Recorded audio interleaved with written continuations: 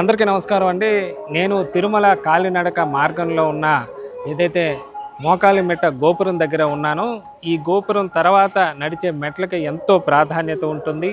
మోకాలిమెట్ట గోపురం మనం చూస్తే తిరుమలకి దగ్గరికి ఇక్కడ భక్తులు మోకాళ్ళతో ఇక్కడ ఈ కొండను ఎక్కడం ఇక్కడ ప్రత్యేకతగా చెప్పుకోవచ్చు.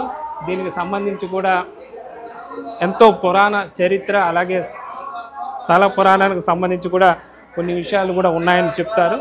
గతంలో ఏదైతే శ్రీమద్ రామానుజాచార్యుల వారు ఎవరైతే తిరుమలకు సంబంధించి కూడా అనేక ఆచార వ్యవహారాలు తీసుకువచ్చారో ఆయన పెట్టిన ఏదైతే ఆయన స్వయంగా కొండను ఎక్కినప్పుడు స్వామివారి పవిత్రమైన కొండ ఏదైతే కాలితో పాదాలతో స్పృశించకూడదన్న కారణంగా ఆయన మోకాళ్ళతో కొండను ఎక్కారని చెప్తారు. ప్రాంతాల నుంచి ఏదైతే కాలినడక మార్గంలో వచ్చిన తర్వాత సరిగ్గా ఈ మోకాలిమెట్ట మార్గానికి వచ్చిన తర్వాత మాత్రం మోకాళ్ళతో ఎక్కుతుంటారు. తమ బాధలను స్వామివారికి చెప్పుకుంటూ ఉంటారు, తమ కష్టాలని చెప్పుకుంటూ ఉంటారు, వాటిని తీర్చాలని ఆర్తిగా కోరుతూ ఉంటారు.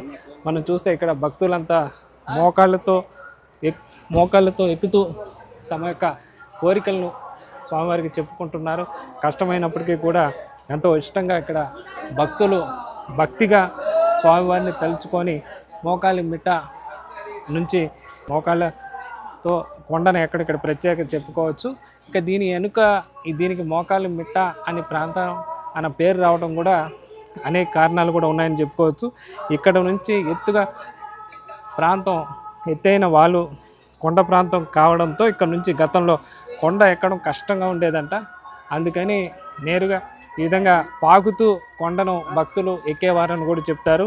అంటే మోకాళ్ళను ఉపయోగించి కూడా అప్పట్లో ఎక్కేవాళ్ళు కాబట్టి కూడా దీన్ని మోకాళ్ళ మిట్ట అన్న పేరు కూడా వచ్చినట్లుగా చెప్తారు.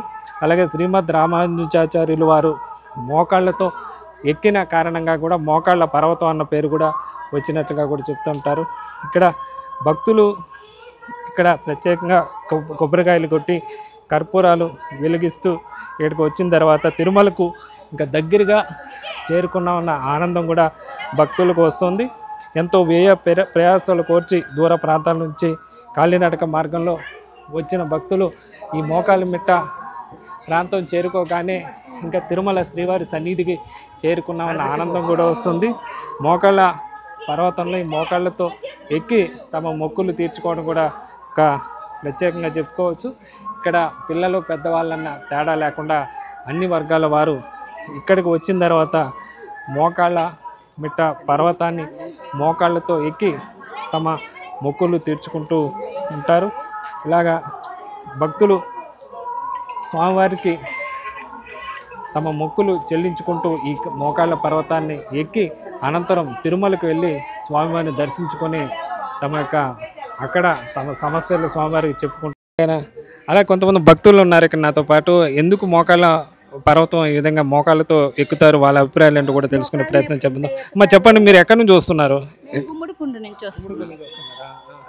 ఎందుకని మీకు పెద్దవాళ్ళు ఏం చెప్పారు ఇక్కడ ఎందుకని మీరు మోకాళ్ళు ఎక్కుతున్నారు ఇక్కడికి వచ్చాక? మోకాలు మండుకుంటే మనకు మోకాళ్ళని ఎప్పుడులే ఉంటారు, లేదంటే ఏదైనా మొక్కుబడి ఉంటుంది, లేదంటే మనం ఏదైనా మనసులో నంచుకొని మోకాళ్ళని మండపం ఎక్కితే ఫలిస్తుంది పెద్దోళ్ళు చెప్తారు. అందువల్ల మోకాళ్ళు లేసి ఎక్కిపోతారు.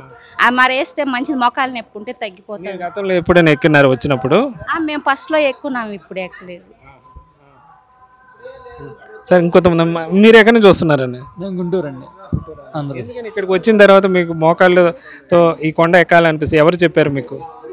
పెద్దవాళ్ళు ఇంతకుముందు వచ్చిన వాళ్ళు ఎక్కుతా ఉన్నారు. పెద్దవాళ్ళు ఫస్ట్ నుంచి వచ్చిన ఆచారం కదా, అందువల్ల ఏదైనా కోరికలు నెరవేరాలన్నా మోకాళ్ళ మీద ఎక్కాలి అని చెప్తే అందువల్ల ఏదైనా కోరుకుని నెరవేరాలని మోకాళ్ళ మీద ఎక్కుతున్నాం. మీరు చెప్పండి, మోకాళ్ళ పర్వతం ఎందుకని ఎక్కుతారు? మీకేం చెప్పారు మీ పెద్దవాళ్ళు? మోకాళ్ళతో అనుకున్న కోరికలు తీరుతాయి, నొప్పులైనా ఏమైనా తగ్గుతాయి అని చెప్పారు. మేము కూడా అదే పాటిస్తున్నాం. మోకాళ్ళ నొప్పులు ఉంటే కూడా పోతాయని చెప్పి ఎక్కితే అది విశ్వాసం మీ పెద్దవాళ్ళు చెప్పారు. మా నమ్మకం అందుకని ఎక్కారా? గతంలో ఎన్నిసార్లు ఎక్కారు? 3 సార్లు ఎక్కాం. సార్లు ఎక్కారు. బాగానే తర్వాత మీకు ఏమైనా మార్పు కనిపించిందా మీ పెద్దవాళ్ళు చెప్పినట్టు? కనిపెట్టిన మొక్కుబళ్ళు అయితే మేము అనుకున్న కోరికలు మాకు తీరుతున్నాయి. 5 అని లేకపోతే 9, 11 అలా ఎక్కుతున్నాం. అలా ఎక్కుతారు. వాళ్ళకి ఎంత ఓపిక ఉంటే అంత ఎక్కుతారు. ఎక్కుతాం. బాగానే ఉండిద్ది. ఆ కోరికలు తీరుస్తాడు స్వామి. అది భక్తులు కూడా చెప్తున్నారు. వాళ్ళ విశ్వాసం కూడా వాళ్ళు కూడా వ్యక్తం చేస్తున్నారు. మోకాళ్ళ పర్వతం ఎవరికెంత వాళ్ళ ఓపిక ఉన్నంత వరకు ఇక్కడ మోకాళ్ళతో ఎక్కుతూ ఉంటారు. అలాగే ఈ విధంగా మోకాళ్ళతో ఎక్కితే మోకాళ్ళ నొప్పులు తీరతాయని కూడా కొంతమంది ఇక్కడ భక్తులు వాళ్ళకు కూడా నమ్మకం ఉండడంతో కూడా గతంలో అనుభవపూర్వకంగా కూడా జరిగిందని కూడా చెప్తూ ఉన్నారు. రామానుజాచార్యులు వారు ఎక్కిన మోకాళ్ళతో ఎక్కిన కొండ ప్రాంతాన్ని భక్తులు ఇప్పటికీ కూడా వాటిని గుర్తు చేసుకుంటూ కూడా మోకాళ్ళ పర్వతం దగ్గరికి వచ్చాక చిన్న పెద్ద అన్న తేడా లేకుండా మనం చూస్తున్నాం. చిన్న చిన్న పిల్లలు కూడా ఈ విధంగా పెద్దలను అనుసరిస్తూ వాళ్ళు మోకాళ్ళతో కొండను ఎక్కుతున్న దృశ్యాలు కూడా మనకు ఈ మోకాళ్ళ పర్వతం దగ్గర కనిపిస్తూ ఉంటాయని కూడా చెప్పుకోవచ్చు. ఇది పురాతన విశ్వాసం నేటికి కూడా ఇప్పటికీ కొనసాగుతూ కూడా శ్రీవారి సన్నిధిలో భక్తులు సన్నిధికి దగ్గరికి చేరుకోగానే ఈ మోకాళ్ళ పర్వతాన్ని ఎంతో భక్తి భావంతో కష్టమైనప్పటికీ కూడా ఇష్టంగా ఎక్కుతున్న దృశ్యాలు మనం నిత్యం తిరుమల కాలినడక మార్గంలో ఈ మోకాళ్ళ పర్వతం దగ్గర మనం చూస్తూ ఉంటామని కూడా చెప్పుకోవచ్చు. మొత్తం అన్ని వర్గాల భక్తులు మనం ఈ విధంగా ఎక్కుతూ వాళ్ళ మొక్కులు తీర్చుకుంటున్న దృశ్యాలు కూడా మనం మోకాళ్ళ పర్వతం దగ్గర నిత్యం చూస్తుంటాం. చిన్న పెద్దన్న తేడా లేకుండా ఇక్కడ భక్తులు తమ మొక్కులు తీర్చుకుంటున్న పరిస్థితి అయితే ఉంది. ఇదండి మోకాళ్ళ పర్వతం సంబంధించి కూడా భక్తుల విశ్వాసాలతో పాటు దానికి సంబంధించి వెనుక ఉన్న విషయంగా కూడా చెప్పుకోవచ్చు.